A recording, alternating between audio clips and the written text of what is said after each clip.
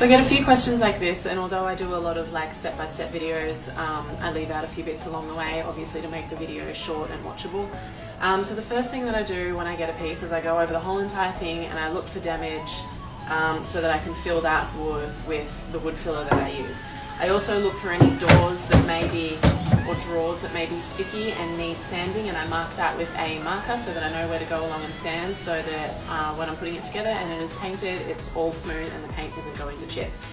The next thing I do is I remove the hardware. Usually I'm replacing the hardware, so when you're going along and filling the damage with your wood filler, you fill the old holes so that you can drill the new holes for the new hardware. Now once the filler is dry, I go through with 120 grit and I sand down all of these filled spots, sand them smooth.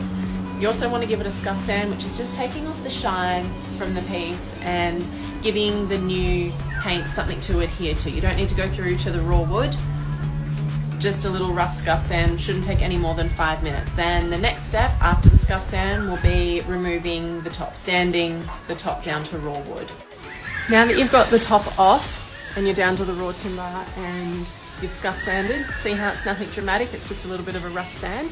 Now you can go along and you can get ready to seal the top. I go through with a tack cloth and just run it over the top, and that gets rid of all of the leftover sawdust and debris. Now you're up to the sealing part. I like to use a water-based clear coat or a polyurethane, and you just wipe it on, you don't need to wipe it off. Now's the time that I clean, because I've sanded, it's dusty. This is when I go in with some vinegar and some water, and you just wipe down the whole entire thing. The step after that is I'm going to tape all along here so that when I'm painting, the paint doesn't get on my freshly sealed top. Alright, now it is priming and painting time, and I don't care if your paint says self-priming, no primer needed, you have to prime. So I usually use Dulux Precision, so a really good quality primer, and I do one coat. Most of the time you can do two, but usually I just do one coat, and then I do 2 coats of colour. So now it's primed, it's painted, it's the best part. You get to attach the hardware, you take the tape off from here, and that, my friends, is how you flip a